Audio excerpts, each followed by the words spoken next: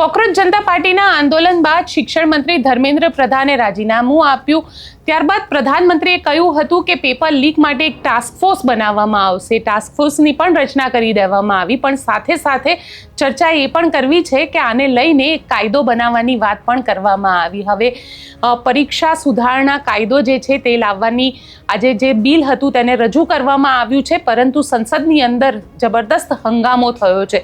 તેની ચર્ચા કરીશું। સાથે સાથે ચર્ચા એ પણ કરવી છે કે હવે જે પેપર લીક થયું એની બાદ પેટ્રોલને લઈને સોશિયલ મીડિયા ઉપર વિવાદ છેડાઈ ગયો છે। જે E20નું પેટ્રોલ એટલે કે 100% પેટ્રોલમાંથી જે 20% ઇથેનોલ મળવામાં આવી રહ્યું છે અને તેને લઈને હવે સોશિયલ મીડિયા ઉપર કયા નવા મંત્રીના રાજીનામાની માંગ થઈ રહી છે, કયું નવું આંદોલનની શરૂઆત થઈ રહી છે તેની પણ ચર્ચા કરીશું। અને સાથે ચર્ચા એ પણ કરીશું કે એક તરફ જ્યાં દેશમાં પેપર લીકના મુદ્દે જબરદસ્ત બબાલ ચાલી રહી છે, જ્યાં રાજનૈતિક બબાલ પણ છે અને સડક પર પણ બબાલ થઈ રહી છે, તેવામાં ગુજરાતની અંદર આયુર્વેદિક કોલેજનું પેપર લીક થયું છે। કઈ આયુર્વેદિક કોલેજનું પેપર લીક થયું છે અને સાથે સાથે જે ગોપાલ ઇટાલિયા જે ધારાસભ્ય છે તેમના દ્વારા શું કહેવામાં આવ્યું છે તેની પણ ચર્ચા કરીશું। અને ચર્ચા એ પણ કરીશું કે આજે છોટા ઉદેપુરમાં ચૈતર વસાવા માટે થઈને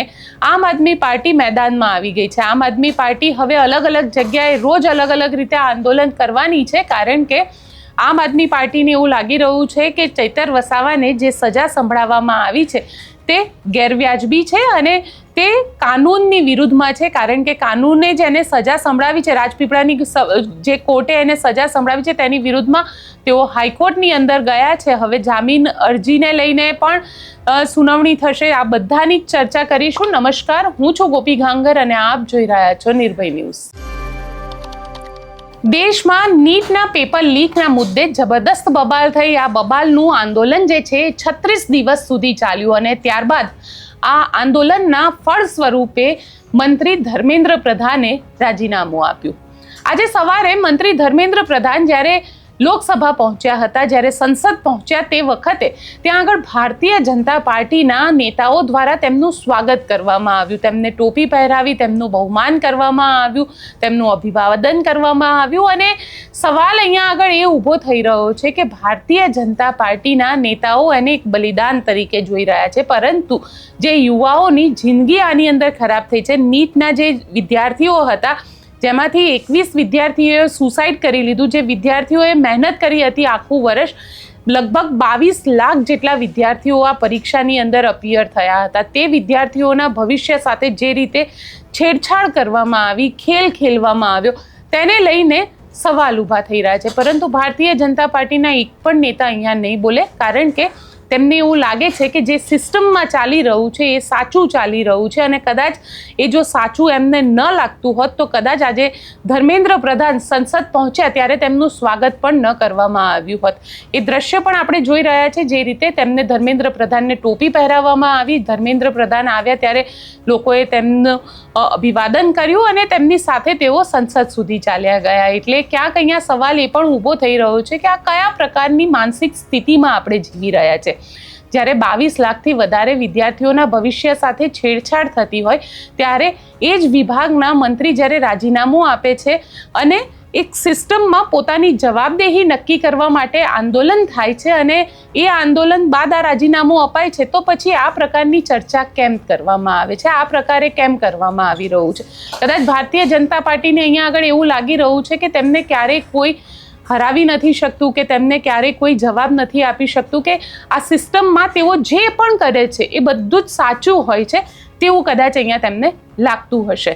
ખેર, આ બધાની વચ્ચે આજે જ્યારે લોકસભાની અંદર જીતેન્દ્રસિંહ ઊભા થયા, જીતેન્દ્રસિંહે અહીંયા આગળ જે પરીક્ષાનું જે બિલ હતું, પરીક્ષા સુધારણા બિલ, એ બિલ અહીંયા આગળ તેમના દ્વારા મૂકવામાં આવ્યું, પરંતુ જ્યારે બિલ રજૂ કરવામાં આવ્યું ત્યારે પણ જબરદસ્ત બબાલ થઈ અને આ બબાલ એ હદ સુધી થઈ કે લોકસભાને સ્થગિત કરી દેવામાં આવી। વિપક્ષ અહીંયા આગળ અડગ છે। વિપક્ષનું કહેવું છે કે જે રીતે ત્યાં આગળ વિદ્યાર્થીઓને મારવામાં આવ્યો હતો તેને લઈને માફી માંગવામાં આવે અને વિદ્યાર્થીઓ સાથે જે રીતે ખિલવાડ કરવામાં આવે છે, તેમના ભવિષ્ય સાથે ખિલવાડ કરવામાં આવે છે, તેને લઈને પણ વિપક્ષ આજે ફૂલ મૂડમાં હતો। ક્યાંક ને ક્યાંક સંસદ ન ચાલવા દેવાના મૂડમાં હતો અને જ્યારે પેપર લીકનો આ કાયદો આવ્યો તો તેને લઈને તેમના દ્વારા જબરદસ્ત રીતે વિરોધ પણ કરવામાં આવ્યો. એટલે પ્રિયંકા ગાંધી સંસદમાં હતા, તેમના દ્વારા શું કહેવામાં આવ્યું તે સાંભળી લઈએ. इसने उन ऑफिशियल्स ने पुलिस वालों के खिलाफ एक्शन लिया है. यस प्रियंका में मैम बिहार प्रियंका में वीडियो तस्वीरें भी सामने आ रही है. यहाँ पर AK-47 हद हो गई है.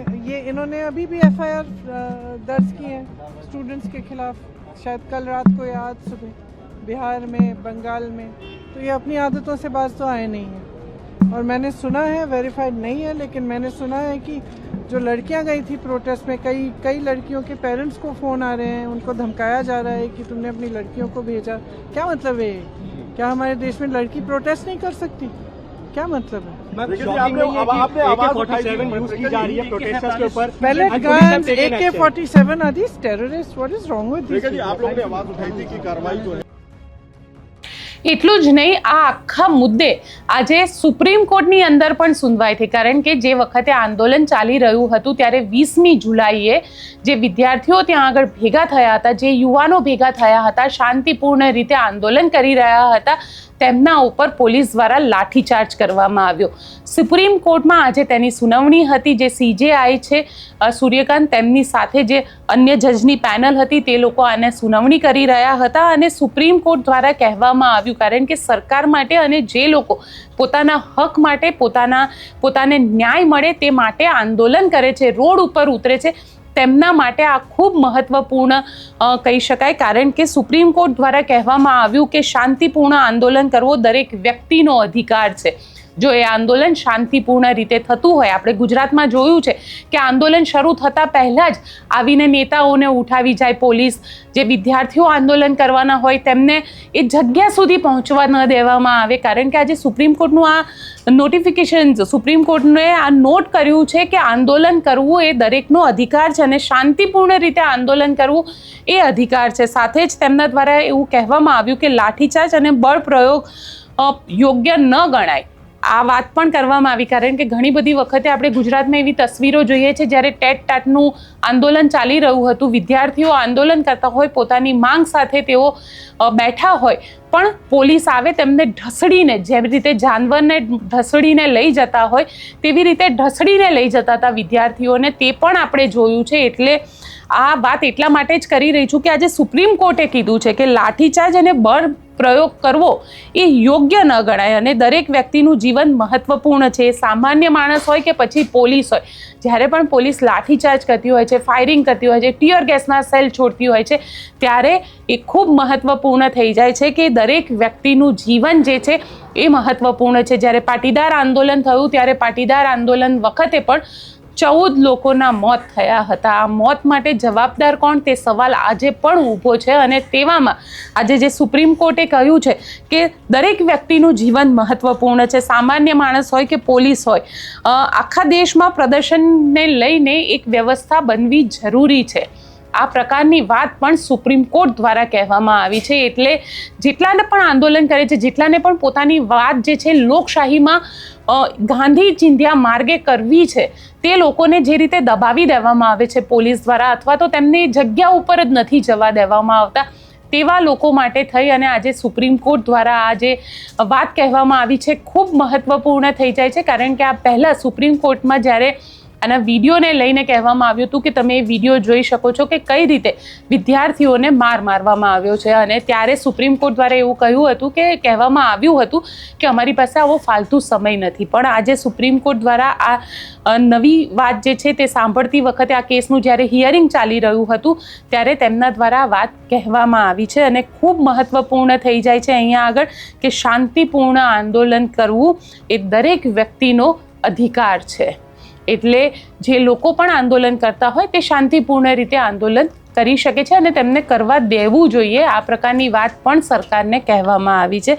સાથે ચર્ચા એ પણ કરવી છે કારણ કે હવે આ જે આંદોલન છે પેપર લીકના મુદ્દે એક તરફ સંસદની અંદર હંગામો ચાલી રહ્યો છે, ધર્મેન્દ્ર પ્રધાનનું રાજીનામું આવી ગયું છે, CJPની જે માંગ હતી એ માંગ અહીંયા પૂરી થઈ જાય છે.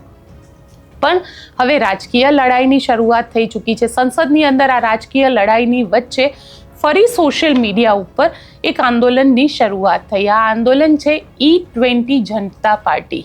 આ E20 જનતા પાર્ટી એટલે કે ઇથેનોલ 20. જે રીતે પેટ્રોલ આવતું હતું, પહેલાં આપણી પાસે જે પેટ્રોલ આવતું હતું એ પેટ્રોલ 100% પેટ્રોલ રહેતું હતું, હવે તેમાં 20% જેટલું 20% જેટલું ઇથેનોલ મેળવવામાં આવે છે. અને ઇથેનોલ જ્યારે મળે પેટ્રોલની અંદર ત્યારે વાહનના એન્જિનને ખૂબ નુકસાન પહોંચાડતું હોય છે. આપણે ઘણા બધા લોકોને એવી ફરિયાદ કરતાં પણ સાંભળ્યા છે કે અમારા સ્કૂટરની એવરેજ જે પહેલાં 40ની આવતી હતી હવે 20ની થઈ ગઈ છે, અમારી ગાડીની જે એવરેજ પહેલાં 25ની હતી કે 20ની હતી એ એવરેજ 7 કે 8ની થઈ ગઈ છે.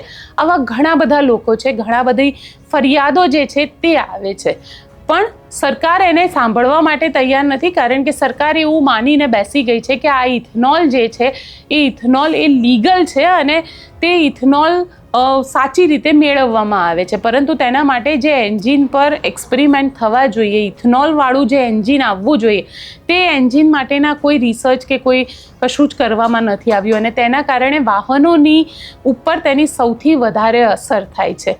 આને લઈને હવે એક આંદોલન ફરી નવું છેડાઈ ગયું છે અને હવે માંગ કરવામાં આવી રહી છે મંત્રી નીતિન ગડકરીના રાજીનામાની. કારણ કે આપણે જોયું છે કે મંત્રી નીતિન ગડકરી જે છે એ સડક અને પરિવહન મંત્રી છે, રોડ અને રસ્તાના માર્ગના મંત્રી છે અને ઘણી બધી જગ્યાએ જે હાઈવે 4000 કરોડની કિંમતે બન્યો હોય પણ 14 જ દિવસમાં પહેલાં જ વરસાદમાં હાઈવે આખો તૂટી જાય તો એને શું કહી શકાય?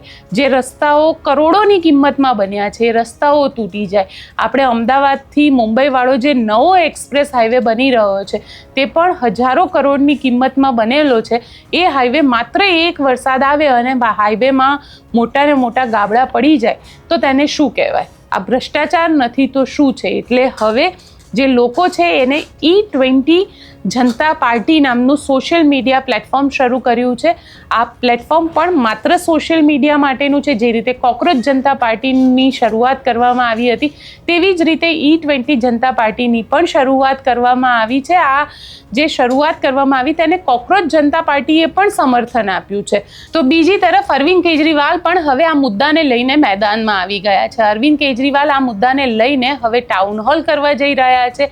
આ ટાઉન હોલ રવિવારે દિલ્હીની અંદર કરવાના છે, પરંતુ જે લોકો આના પીડિત છે એ લોકો આને ઓનલાઈન પણ જોઈન કરી શકે છે. એ ઓનલાઈન જોઈન કરવા માટે થઈ અને તેમના દ્વારા એક નંબર પણ આપવામાં આવ્યો છે. એટલે જે લોકોને પહેલાં લાગતું હતું કે તેમના વાહન ખૂબ સારી રીતે ચાલી રહ્યા હતા અને હવે આ વાહન સારી રીતે નથી ચાલી રહ્યા તેવા દરેક લોકો આ આંદોલનની અંદર જોડાઈ શકે છે. અરવિંદ કેજરીવાલે શું કહ્યું તે પણ સાંભળી લઈએ. Hello everyone. तो धर्मेंद्र प्रधान का इस्तीफा तो हो गया. मेरी प्रधानमंत्री जी से निवेदन है कि लगे हाथों E20 का समाधान भी कर दीजिए. लोग बहुत ज़्यादा परेशान हैं. सबकी गाड़ियां खराब हो रही हैं, सबकी माइलेज खराब हो गई. प्रधानमंत्री जी लेकिन तभी सुनेंगे जब हम सब मिलके एक आवाज़ में एक साथ आवाज़ उठाएंगे. इस शनिवार को हम लोगों की कोशिश है कि देश भर में जितने लोग E20 से दुखी हैं, जितने लोग E20 के खिलाफ आवाज़ उठा रहे हैं, सब लोगों को एक प्लेटफॉर्म पे लेके आना. इसका नाम रखा है नेशनल टाउन हॉल. 11:30 बजे आप सब लोग नेशनल टाउन हॉल में पार्टिसिपेट करने के लिए आमंत्रित हैं. अगर आप दिल्ली या आसपास रहते हैं तो 11:30 बजे कॉन्स्टिट्यूशन क्लब में पहुंचिए. वहां आपको अपनी बात रखने का मौका दिया जाएगा. और अगर आप दिल्ली के बाहर हैं, दूर रहते हैं, दिल्ली की किसी वजह से आ नहीं सकते, तो आप वर्चुअली हमारे साथ जुड़ सकते हैं. वर्चुअली जुड़ने के लिए आप इस नंबर पे हमें व्हाट्सएप मैसेज भेजिए. हम आपको एक दिन पहले लिंक भेज देंगे. उस लिंक पे जब आप क्लिक करेंगे 11:30 बजे के बाद तो आप हमारे साथ ऑनलाइन जुड़ सकते हैं. ऑनलाइन भी जितने लोग आएंगे उनमें से कई लोगों को हम बोलने का, अपनी बात रखने का मौका देंगे. इसमें सब लोग इनवाइटेड हैं, एक्सपर्ट्स इनवाइटेड हैं, कंटेंट क्रिएटर्स इनवाइटेड हैं, इन्फ्लुएंसर्स इनवाइटेड हैं, जो पीड़ित लोग विक्टिम्स हैं वो इनवाइटेड हैं. सब लोग पार्टिसिपेट कीजिए. हम सब मिलके जब आवाज़ उठाएंगे प्रधानमंत्री जी को हमारी ये बात सुननी पड़ेगी. એક તરફ પેપર લીકનો મુદ્દો ચાલે છે, બીજી તરફ હવે E20નો મુદ્દો શરૂ થઈ ચૂક્યો છે અને તેવામાં આજે ગુજરાતની અંદર પણ પેપર લીક થઈ ગયું. ગુજરાતની અંદર પેપર લીક થયું છે. આયુર્વેદિક જે મેડિકલ સિલેબસ હોય છે તેના સેમિસ્ટર 1નું આ પેપર લીક થયું છે અને પેપર લીક થવાની સાથે જ ચર્ચા શરૂ થઈ ગઈ કે એક તરફ કડક કાયદો બનાવવાની વાત ચાલે છે અને બીજી તરફ પેપર આપણે ત્યાં લીક થઈ રહ્યા છે. તો પ્રધાનમંત્રી કહી રહ્યા છે એક તરફ કે ભાઈ અમે સિસ્ટમને એવી કરીશું કે પેપર લીક ન થાય, પણ અહીંયા તો પેપર ગઈકાલે જ લીક થઈ ગયું એટલે સવાલ ઘણા બધા ઊભા થઈ રહ્યા છે. ગુજરાતની જે સિસ્ટમ છે એ સિસ્ટમ ઉપર પણ સવાલ ઊભા થઈ રહ્યા છે, કારણ કે ગુજરાતમાં અત્યાર સુધી 34 જેટલા પેપર લીક થઈ ચૂક્યા છે. હવે ધીરે ધીરે આ કોકરોચ જનતા પાર્ટી જે છે એ આ આંદોલનને સ્ટેટ લેવલ ઉપર લઈ જઈ રહી છે, કારણ કે સ્ટેટની અંદર જે રીતે ભરતી પરીક્ષાઓના પેપર લીક થાય છે તેને લઈને ઘણા બધા વિદ્યાર્થીઓ, ઘણા બધા યુવાનો સવાલ ઊભા કરી રહ્યા છે. એટલે કોકરોચ જનતા પાર્ટી હવે સ્ટેટ લેવલ ઉપર આખા આંદોલન કરવાની છે. તેમાં ગુજરાતની અંદર આજે વધુ એક પેપર લીક થયું છે.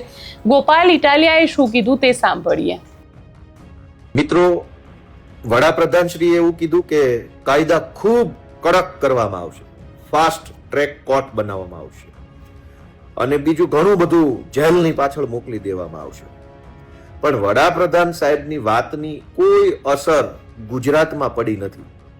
હજુ તો હમણાં ધર્મેન્દ્ર પ્રધાને રાજીનામું આપ્યું, વડાપ્રધાન સાહેબે આખા દેશને આશ્વાસન આપ્યું કે કડક પગલાં લેવામાં આવશે અને ત્યાં જ ગુજરાત રાજ્યની આયુર્વેદ યુનિવર્સિટી દ્વારા જે પરીક્ષા લેવામાં આવી એમાં શલ્યતંત્ર ભાગ 1નું પેપર ફૂટી ગયું, લીક થઈ ગયું. વોટ્સએપની અંદર કેટલાક મહત્વના પ્રશ્નો એમ લખી અને તમામ આયુર્વેદ શાખાના વિદ્યાર્થીઓના વોટ્સએપ સુધી પહોંચાડી દેવામાં આવ્યા એડવાન્સમાં. 12માંથી 11 પ્રશ્નો બેઠે બેઠા વાસ્તવિક પરીક્ષામાં પૂછાયા. વોટ્સએપમાં 12 પ્રશ્નોનું લિસ્ટ જાહેર થયું, તેમાંથી 11 પ્રશ્નો સેમ ટુ સેમ પૂછાઈ ગયા. એનો અર્થ એ થયો કે પેપર લીક કરવાની આ નવી પદ્ધતિ છે કે ઓરિજિનલ પેપર લીક નહીં કરવાનું, પણ ઓરિજિનલ પેપરમાં જે કાંઈ પ્રશ્નો પૂછાવાના હોય એ પ્રશ્નોને આઈએમપી પ્રશ્ન તરીકે, ઇમ્પોર્ટન્ટ પ્રશ્ન તરીકે અગાઉથી મોકલી દેવાના. વડાપ્રધાન ફાસ્ટ ટ્રેક કોર્ટ બનાવશે, કાયદો કડક બનાવશે, પણ ચોરી કરનારા લોકોને સપોર્ટ જો એની પાર્ટીનો જ હશે તો કેવી રીતે રોકાશે? એટલે હજી પેપર લીક સામેની લડાઈ પૂરી થઈ હોય એવું હું માનતો નથી. ગુજરાતમાં પેપર લીક થયું છે. ગુજરાતના યુવાનો પણ જાગે અને કારકિર્દી યુવાનોની જે બગડી રહી છે એની સામે અવાજ ઉઠાવે તો અને તો જ આ પેપર લીકની ઘટનાઓ અટકશે એવું હું માનું છું. જય હિન્દ. પેપર લીક મુદ્દે તમે ગોપાલ ઇટાલિયાને સાંભળ્યા, પણ હવે ચૈતર વસાવાને લઈને પણ આમ આદમી પાર્ટી લડી લેવાના મૂડમાં છે. આમ આદમી પાર્ટી અલગ અલગ જિલ્લાઓમાં આંદોલન કરવાની છે. આ આંદોલન આદિવાસી વિસ્તારોની અંદર કરવાના છે. આજે છોટા ઉદેપુરની અંદર પણ તેમનું આંદોલન હતું. આ પહેલા આપણે જોયું કે ત્યાં રાજપીપળામાં તેમને આંદોલન કર્યું હતું, જ્યાં ઈસુદાન ગઢવી પહોંચ્યા હતા. આજે છોટા ઉદેપુરમાં થયું, ત્યાં આગળ ગોપાલ ઇટાલિયા પહોંચ્યા અને જે રીતે ચૈતર વસાવાને 7 વર્ષની સજા કોર્ટ દ્વારા સંભળાવવામાં આવી છે તેને લઈને આદિવાસી અસ્મિતાને હવે વિષય બનાવવામાં આવી રહ્યો છે. આદિવાસી મસીહાને જેલની પાછળ નાખી દેવો તેવો પણ એક વિષય બનાવવામાં આવી રહ્યો છે અને તેને લઈને આમ આદમી પાર્ટીના નેતાઓ સરકારની વિરુદ્ધમાં ખૂબ આક્રોશિત છે. આ સરકારની વિરુદ્ધમાં જ્યારે આક્રોશિત છે ત્યારે ત્યાં આગળ છોટા ઉદેપુર જે વિસ્તાર આમ તો રાધિકા રાઠવાનો કહેવાય અને રાધિકા રાઠવાના વિસ્તારમાં આજે જે આંદોલન કરવામાં આવ્યું ત્યાં રાધિકા રાઠવા સાથે અમારા સંવાદદાતા રફીક મકરાણીએ વાતચીત કરી. સાંભળી લઈએ તેણે શું કહ્યું. છોટાઉદેપુરમાં આજે ચેતરભાઈ વસાવાના સમર્થનમાં જનસભાનું આયોજન થઈ રહ્યું છે. 1 લાખ સિગ્નેચરનું જે આજે જે સંકલ્પ લીધું હતું આ પાર્ટીએ તે પૂરું કર્યું છે અને કલેક્ટર કચેરીએ તેઓ રેલી સ્વરૂપે આવેદનપત્ર પાઠવવા જવાના છે. ત્યારે આપણા સાથે જિલ્લા પ્રમુખ રાધિકાબેન રાઠવા છે, તેમના સાથે વાત કરીશું કે ખાસ કરીને આજે ગોપાલભાઈ ઇટાલિયા, ઈસુદાનભાઈ ગઢવી અને આ પાર્ટીના ઘણા બધા નેતાઓ આવ્યા છે અને આ જનસભાનું આયોજન છે. શું કહેશો? તમને ખબર છે આ જે ભાજપ સરકાર છે કેવી રીતે અમારા લોકલાડીલા ધારાસભ્ય અને અમારા આદિવાસી સમાજના નેતા ચેતરભાઈને ખોટી રીતે જેલમાં મૂકવામાં આવ્યું છે.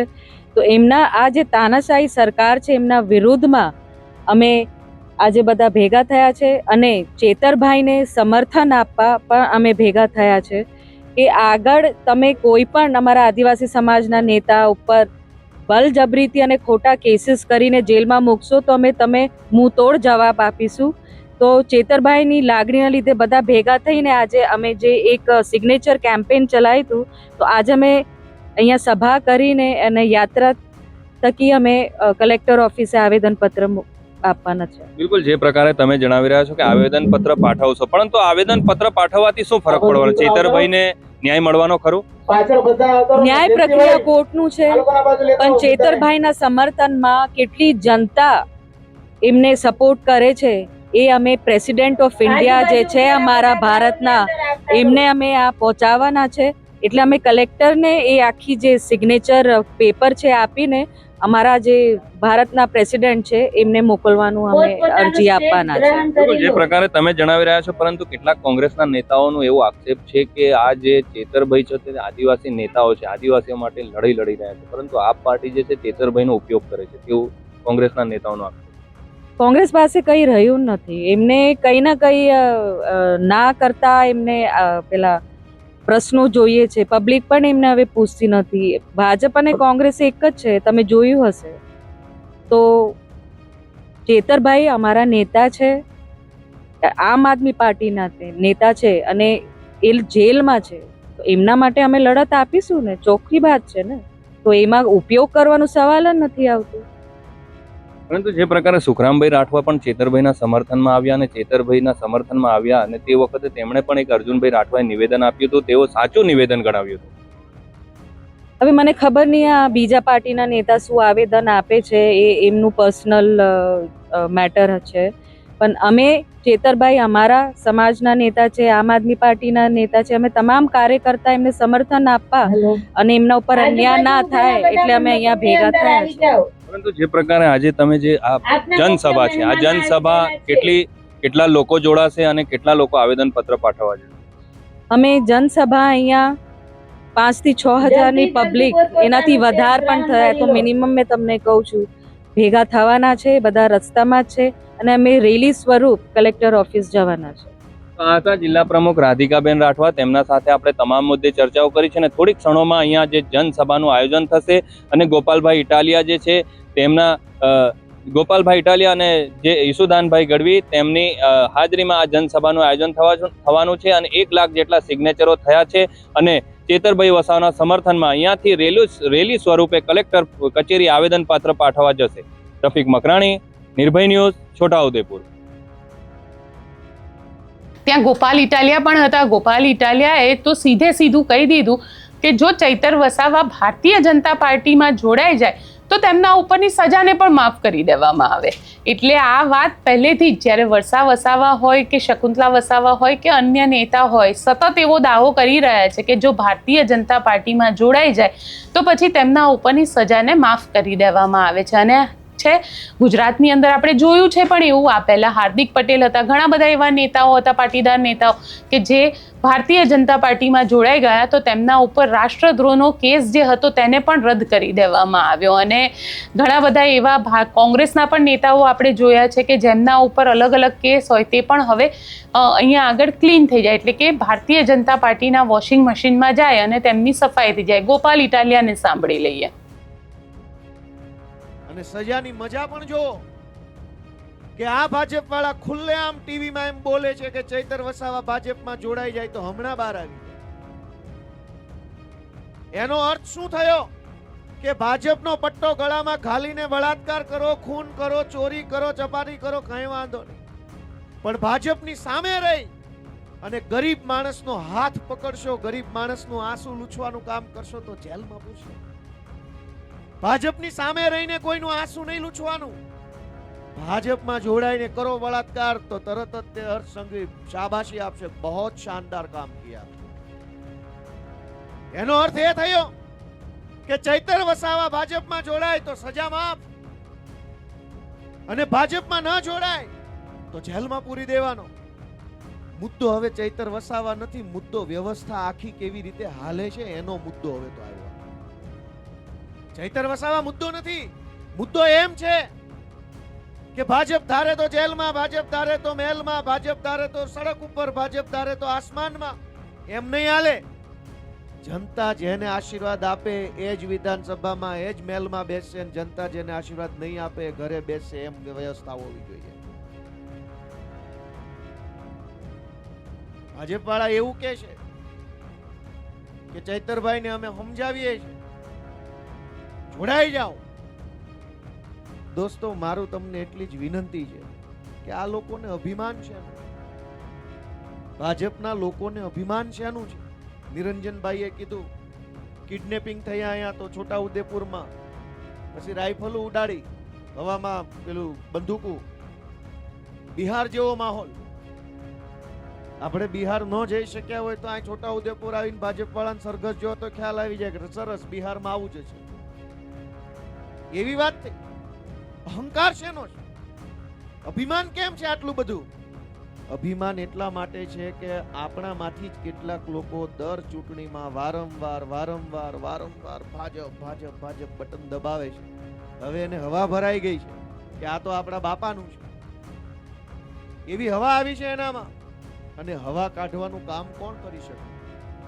જનતા કામ કરી શકે. જનતા જે દિવસે જાગે તો ગમે એની હવા કાઢી નાખે. દિલ્હીમાં જોયું ને, થઈ ગયું ને પંચર.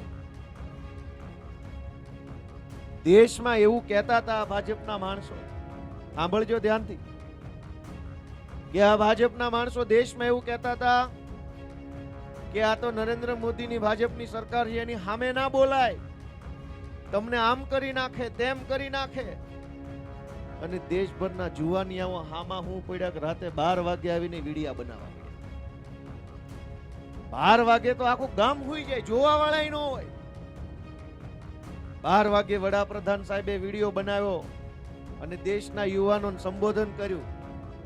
અને મજા જોવો, ભણેલા માણસમાં નભણ માણસમાં આટલો ફરક પડે. જંતર મંતર ઉપર જે છોકરાઓ આંદોલન કરતા હતા, એ આંદોલનની ત્યાં લગભગ 8, 10, 15, 20 હજાર છોકરાઓ ત્યાં રાતે બેઠા હતા આંદોલન. એ આખા વિસ્તારમાં ઇન્ટરનેટ સરકારે બંધ કર્યું અને પછી પાછો 12 વાગે વિડીયો મૂક્યો. કેમ જોવો? તમે જે વિદ્યાર્થીઓને સંબોધન કરો છો, વિડીયો બનાવીને આંદોલન કરતા જે વિદ્યાર્થીઓ સુધી તમારી વાત પહોંચાડવા માંગો છો, એ છોકરા જ્યાં બેઠા ત્યાં ઇન્ટરનેટ નથી, આ બાજુ ભાષણ ચાલુ. તો આજના આ રિપોર્ટને લઈને આપ શું કહેશો? મને કોમેન્ટ બોક્સમાં ચોક્કસથી લખીને જણાવજો અને અમારી ચેનલ નિર્ભય ન્યૂઝને લાઇક, શેર અને સબસ્ક્રાઇબ કરવાનું ભૂલશો નહીં. આભાર.